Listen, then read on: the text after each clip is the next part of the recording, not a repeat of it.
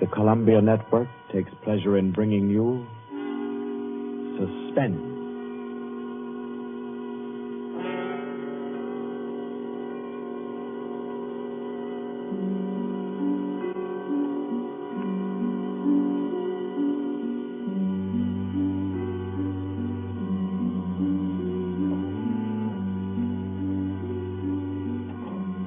Suspense.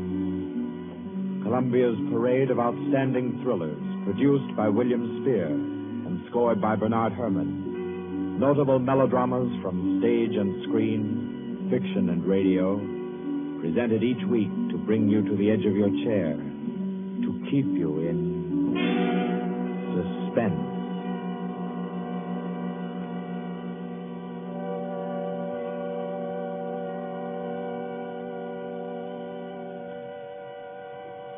Tonight's story, by the noted American author T.S. Stribling, deals with the crime of murder on an exotic and atmospheric island, with ragged beggars who slept in a Hindu temple and awoke with gold in their pockets and a dead girl lying near them, and with a strange and mystical entrance into the life of hereafter, which was the experience of an American psychologist. For your suspenseful listening, we invite you to join us for A Passage to Benares.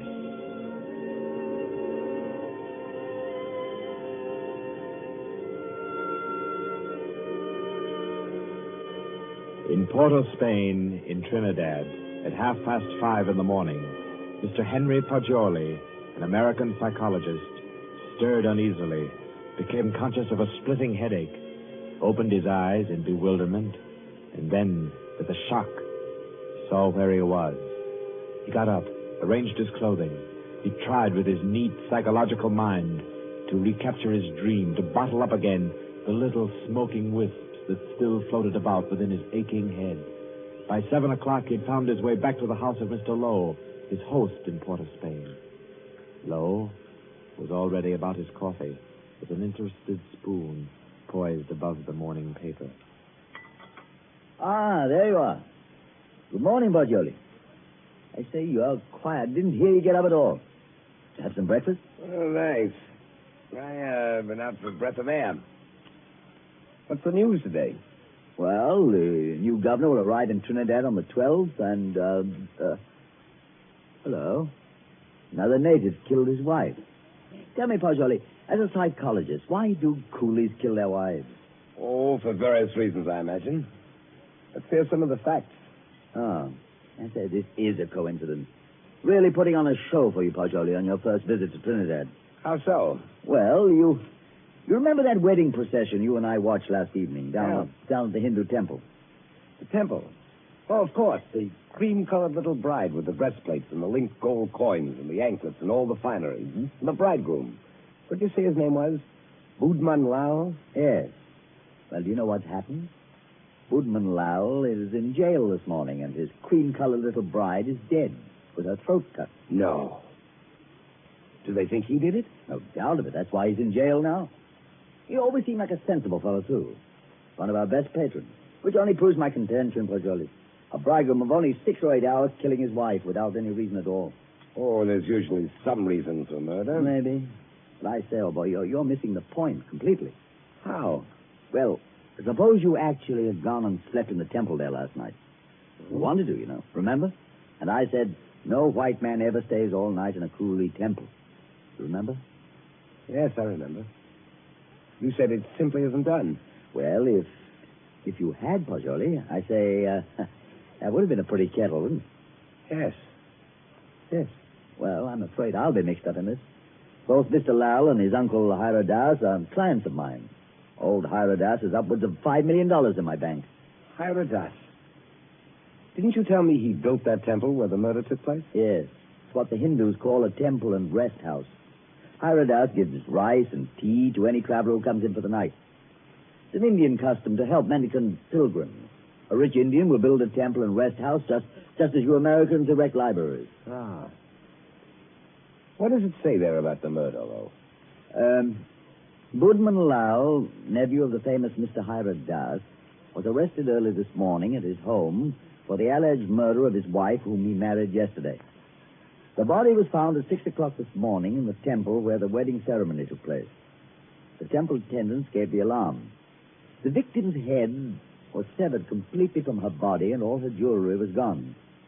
5 coolie beggars who were asleep in the temple when the body was discovered were arrested. They all claimed ignorance of the crime, but a search of their persons revealed that each beggar had a piece of the bride's jewelry and a coin from her necklace.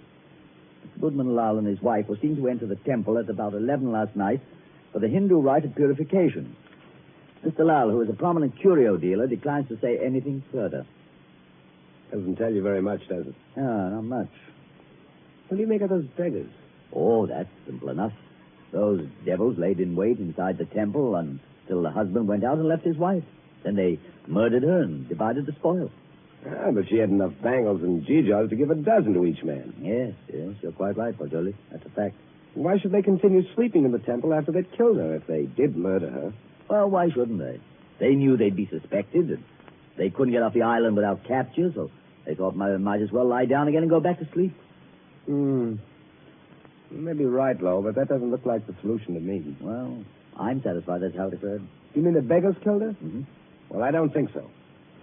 I rather fancy that the actual murderer took the girl's jewelry and went about the temple thrusting a bangle and a coin in the pockets of each of the sleeping beggars to lay a false scent. Oh, come now. That's laying it on a bit too thick, Pajoli. My dear Lo, that's the only possible explanation for the coins in the beggars' pockets. I say, oh, boy, you've had lots of experience in these things. Come along with me, and we'll go up and see Mr. Hira Das and see if we can't help his nephew. I'll be glad to. But we'll go to the temple first. Then we'll call on Mr. Hira Das.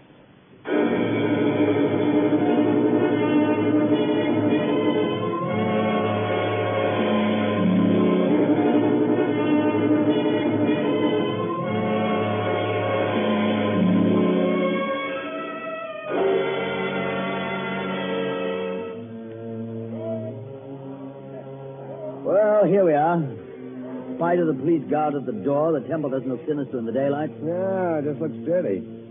Let's go in and question the beggars. Excuse me, did any of you fellows hear noises in this temple last night? Oh, much sleep, Side. No noise. Policeman punch us wake this morning. Makes it still here. What's your name? Chudacham, Side. When did you go to sleep last night?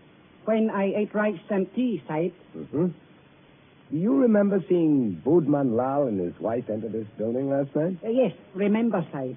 Did you see them go out? No, Side. No one remember go out. You were all asleep then, huh? All asleep, Side.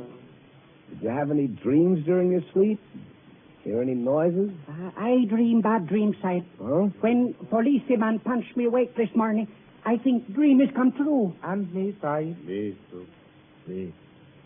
Did you all have bad dreams? Yes, all have bad dreams. Look here, Pajoli. I don't see where this is getting us. I do think we ought to be getting on to old Hira Das's house. No, I think we can now entirely discard the theory that the beggars murdered the girls. On what grounds? They told you nothing except that they all had bad dreams. That's the reason. They all had wild, fantastic dreams. That suggests that they were given some sort of opiate in their rice or tea last night. It's quite improbable that 5 ignorant coolies would have wit enough to concoct such a piece of evidence as that. That's a fact, but I don't believe a Trinidad court would admit such evidence. We're not looking for legal evidence. We're after some indication of the real criminal. Now I suggest that we get on to the house of Hira Das.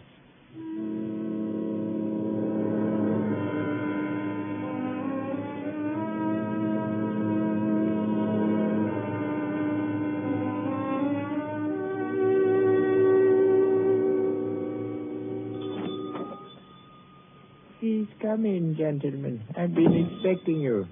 Please be seated. Thank you. Thank you. A most mysterious murder, and the life of my poor nephew will depend upon your exertions, gentlemen. Tell me, what do you think of the beggars that were found in the temple with the bangles and coins? Well, I'm afraid my judgment of the beggars will disappoint you, Mr. Hira Das. Huh? My theory is that they're innocent of the crime. Really? Why do you say that? Because they told me of dreams they had. The all their dreams were very nearly identical. You are not English, sir. No Englishman would have thought of that. No, I'm American with a backlash sprinkling of Italian. My name's Fagioli. What is your profession, Mr. Paggioli? You are a detective? No, Mr. Das. I'm a psychologist. Ah, your soul is at least groping after knowledge. However, it gropes as a blind worm, Mr. Paggioli, and we must find the criminal who committed this crime and thus restore my nephew Budman Lal to liberty. You can imagine what a blow this has been to me after I arranged this marriage for my nephew. You did? Arranged a marriage for a nephew who was in his 30s? Yes, Mr. Paggioli. I wanted him to avoid the pitfalls into which I fell. Ah. He was unmarried, and he'd already begun to add dollars to dollars. I did the same thing. And now, look at me. An empty old man in a foreign land. What good is this house where men of my own kind can't come and sit with me, and when I have no grandchildren to romp and play? No. I've piled up dollars and pounds. I've eaten the world, Mr. Paggioli, and found it bitter. Now here I am, an outcast. And why don't you go back to India, Mr. Hyderdas? Why, Mr. Paggioli, my mind is half English. If I should return to Benares, I'd walk about thinking what the temples cost. How much was the value of the stone set in the eye of Krishna's image? If I would ever be one with my own people again, Mr. Paggioli, I must leave this Western mind and body here in Trinidad. That's very interesting and moving, but we were discussing your nephew, Budman Lal. Wait. In searching for the criminal, I would suggest you look for a moneyed man. Let me tell you my suspicions, and you can work out the details. What are they? I went out to the temple this morning to have the body of my poor murdered niece brought here to my villa for burial.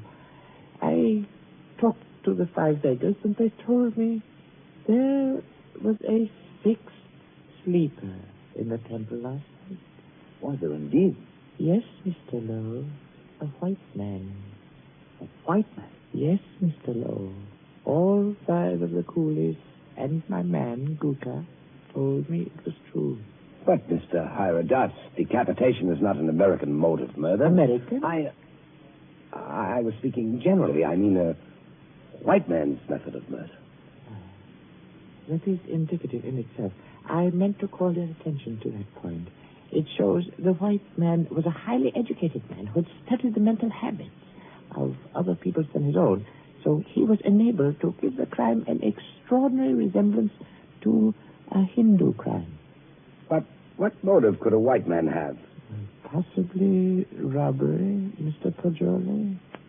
Or if he were a very intellectual man, he might have murdered the poor child by way of experiment. A murder for experiment? Yes, Mr. Lowe. To record the psychological reaction. Why, I can't entertain such a theory as that, Mr. Hyderdas. Oh, no. It is too far-fetched. However, it is worth investigating, is it not?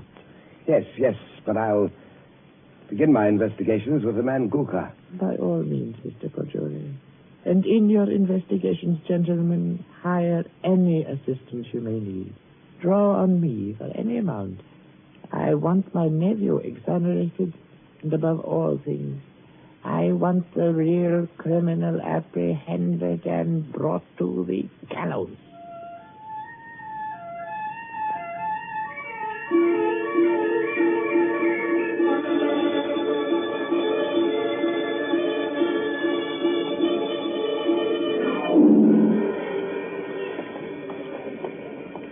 What do you think of that, Paggioli? White man in that temple. Sounds like pure fiction to me, to shield Budman Lal. You know, these fellows hang together like thieves. Say, it's a jolly good thing we didn't decide to sleep in the temple last night, isn't it? You know, in my opinion, Lowe, the actual criminal is Budman Lal. Same here. I thought so ever since I first saw the account in the paper. Somehow these fellows will chop their wives to pieces for no reason at all. Well, what do you know about Budman Lau? Well, he was born here and has always been a figure because of his rich uncle. He lived here all his life? Uh-huh. Except when he was in Oxford for 6 years. Oh, he's an Oxford man, huh? Yes. There you are. That's the trouble. I don't understand. What do you mean, Pajoli? Well, no doubt he fell in love with some English girl, but when old Hiradas chose a Hindu child for his wife, Budman couldn't refuse marriage. No man was going to quarrel with a $5 million legacy. And then he chose this ghastly method of getting rid of the child bride. I dare say you're right. I feel sure Budman Lau killed the girl. And George, I'm getting tired of walking. There's a cab. Let's hop it and ride the rest of the way. Hi, cabby. A cab.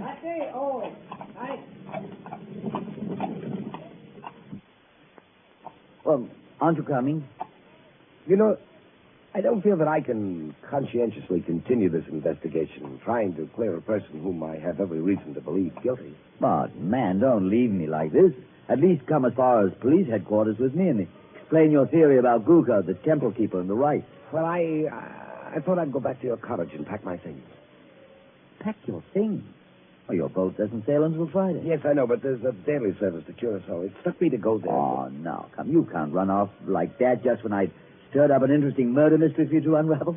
Why, Pajoli, you ought to appreciate my efforts as a host more than that.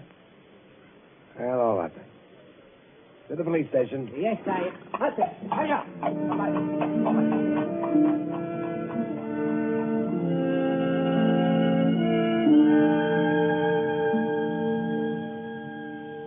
Chief Vickers, this is my friend, Mr. Pajoli. Mr. Pajoli, Mr. Vickers is chief of Trinidad's police force. How do you do? How do you do? Chief Vickers, I've asked Mr. Pajoli's counsel in the Budman Lau murder case. He's already developed a theory as to who is the actual murderer of Mrs. Budman Lau. So have I. Now, in this matter, Chief Vickers, I want to be perfectly frank with you. I'll admit we're in this case in the employ of Mr. Hiradas and are making an effort to clear his nephew, Budman Lau. We felt confident you'd use the skill of the police department of Port of Spain to work out a theory clearing Budman Lau just as readily as you would to convict him. Our department usually devotes its time to conviction and not to clearing criminals. Yes, I know that, but if our theory will point out the actual murderer... What is your theory? Mr. Pajoli's deduction is based on the dreams of the men who were found in the temple. So Mr. Pajoli's deduction is based on dreams. It would be a remarkable coincidence, Mr. Vickers, if 5 men had lurid dreams simultaneously without some physical cause. It suggests strongly that their tea or rice was doped. Now, if you find out what soporific was used, then have your men search the sales record of the drugstores in the city to see who has lately bought such a drug. You will find the murderer. Uh-huh. How do you like Trinidad, Mr. Pajoli? I like it very much indeed. You've just arrived, haven't you? Yes. In what university do you teach back in the States? Ohio State. A chair of criminal psychology in an ordinary state university? I'm not a professor. I'm simply a docent, and I haven't specialized on criminal psychology. I quiz on general psychology. You're not teaching now? No, this is my sabbatical year. You look young to have taught in the university 6 years, but then you Americans start young and your land is specialist. Now, Mr. Pajoli, I suppose you're wrapped up heart and soul in your psychology. I am. You'd do anything in the world to advance yourself in the science. I rather think so. Especially keen on original research work. Aha, that's what he is, Chief Vickers. You know what he asked me to do yesterday afternoon? No, what, Mr. Lowe? Oh, I don't think we ought to burden Mr. Vickers with our household anecdotes. Oh, but I'm really curious. Just what did Mr. Pajoli ask you to do yesterday afternoon, Mr. Lowe? Oh, well, really nothing at all. It was just a little psychological experiment he wanted to do. And did he do it? Oh, no, I wouldn't hear of it. Oh, as unconventional as that? Oh, it's really nothing at all. I think I could guess your anecdote if I tried, gentlemen. About a half an hour ago, I received a telephone message from my man stationed at the temple to keep a lookout for you and Mr. Pajoli. A lookout for us? Yes, because one of the coolies under arrest told him that Mr. Pajoli slept in the temple last night. Oh, but that's not true. That's exactly what he didn't do. He suggested it to me, but I said no. You remember, Pajoli, you didn't do it. Did you, Pajoli? Did you? You see, he did. Gentlemen, I had a perfectly valid and important reason for sleeping in the temple last night, and so I can only ask your sympathetic attention to what I'm about to say. Go on. You remember, Lowe, you and I were down there watching a wedding procession. Well, just as the music stopped and the procession entered the building, suddenly it seemed to me as if they'd vanished. Naturally, they'd gone into the building. No, I don't mean that. I'm afraid you won't understand what I do mean. That the whole procession had ceased to exist, melted into nothing. You see, that's really the idea on which the Hindus base their notion of heaven. Oblivion, nothing. Yes, I've heard that before. Well, our medieval Gothic architecture was a conception of our Western heaven, and I thought perhaps the Indian architecture had somehow caught the motif of the Indian religion, suggested nirvana. That's what amazed and intrigued me. That's why I wanted to sleep in the place. I wanted to see if I could further my shred of impression. Does that make any sense to you, Mr. Baker? We're not interested why you went, Mr. Poggioli. We know a murder took place in the temple. You can't think that I committed a horrible murder as an experiment. You intellectual chaps do some pretty weird things, Mr. Poggioli. Why, only the other day I was reading about two young intellectuals. Yes, these fellows I read about also tried to turn an honest penny by their murder. I don't suppose you happened to notice yesterday that the little bride, Maila Ram, was almost covered with gold bangles and coins? Of course I noticed. But I had nothing whatever to do with her. I did sleep in the temple. By the way, you say you slept on a rug just as the coolies did. Yes, I did. And you didn't wake up either, Mr. Poggioli? No. Then did the child's murderer happen to put a coin and a bangle in your pocket, just as he did the other sleepers in the temple? I don't know. I haven't looked in my pocket since then. Then please do so now, Mr. Poggioli. Oh, yes. Here they are, Mr. Vickers. You don't happen to have any more, do you? No. I've already been through all my pockets, and I haven't any more. Well, that's something. Of course, you might have expected just such a questioning as this and provided yourself with these 2 pieces of gold, but I doubt it. Somehow, I don't believe that you're an experienced enough man to think of such a thing. However, we shall see. I suppose you have no objection, Mr. Poggioli, to my accompanying you over to have a little search of your baggage in Mr. Lowe's cottage.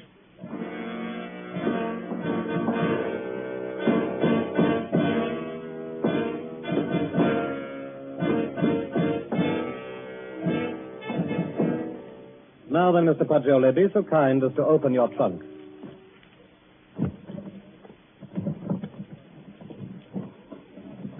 Good heavens. Mm-hmm. Just as I thought. A trunk tray full of bangles and coins. I'll say one thing for you, though, Mr. Poggioli. Your nerve almost got you by. But you can't believe that I did it. So, you don't believe I did this, do you? I don't. In your trunk, If I did it, I was sleepwalking. God, to think that it's possible, but right here in my own... Well, we might as well start back, I suppose. This is all. I'll go back with you, Poggioli. I'll see you through.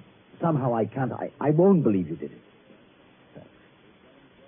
Thanks. You know, Poggioli, you set out to clear Budman Lal, and, well, dash it all, it looks as if you had. No, he didn't. Budman Lal was out of jail at least an hour before you fellows came into police headquarters to see me. Out? You mean that you turned him loose? Yes. How's that, Chief Vickers? Because, Mr. Lowe, he didn't go to the temple at all with his wife last night. He went down to Queen's Park Hotel and played billiards till 1 o'clock. He called up a few friends and proved that easily enough. Word, that leaves nobody but... Yes, Poggioli. I don't know anything about it. If I did commit the murder, I was asleep. I don't know anything about it. That's all I can say. I don't know anything about it. Perhaps arrest in jail will help restore your memory. Well, we'll see. Come now, Poggioli, old man. Don't be too downhearted. I promise you, I'll do everything I can.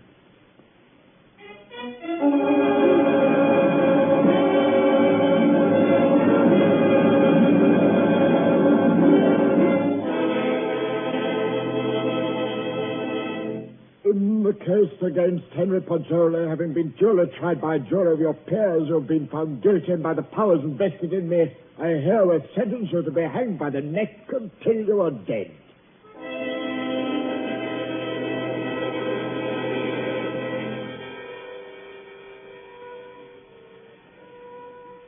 To recall a lost dream is the most tantalizing task ever a human brain was driven to. But if I lie still long enough on this bunk, perhaps I can recapture the dream I had in the temple last night. Yes. Yes. It seems to me that the image on the altar moved, and suddenly the dome overhead was opened and left me staring upward into a vast abyss, for I was alone in endless space, where all creatures and all matter that had ever been or ever would be were wrapped up in me, Pacioli. That was my dream. That's an odd thing. 6 men dreaming the same dream in different terms. There must be a physical cause for such a phenomenon. Of course. I've got it. Vickers! Whoa! I have it! I've solved it! Get me out of here! I know who killed the girl!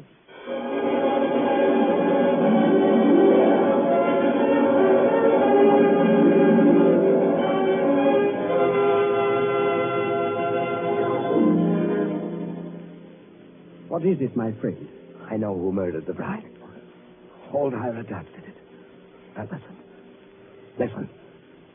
Go tell Vickers to take the gold he found in my trunk and develop all the fingerprints on it. He'll find Ira Doss's prints. Also tell him to follow out that opiate clue I gave him. He'll find Ira Doss and a man to put the gold in my trunk.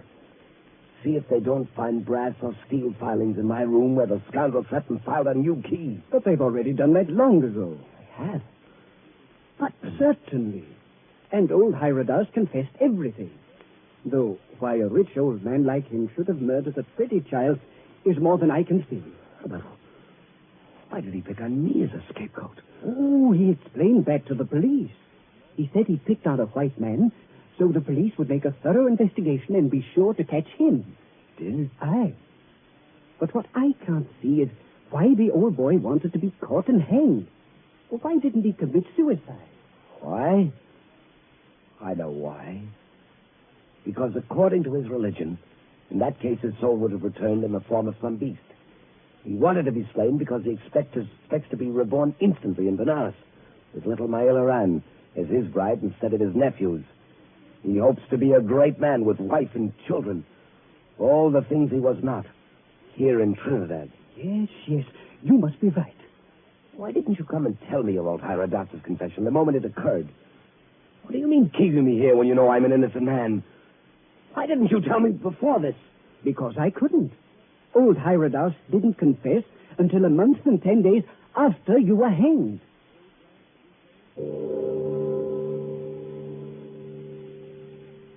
So ends A Passage to Benares, T.S. Stribling's tale of mysterious death and death mysterious. This was tonight's story of Suspense. Suspense is produced by William Spear. John Dietz was our guest director this evening. Tonight's radio drama was written by Carol Case and scored by Bernard Herrmann. Paul Stewart was Poggioli, Barry Kroger was Mr. Hyrodas, and Horace Brem played Mr. Lowe. Others in the cast were Alan Hewitt and Guy Rex. Next week at this time, Columbia will bring you another selected story from the world's great literature of thrills, another study in suspense. This is Barry Kroger, and this is the Columbia Broadcasting System.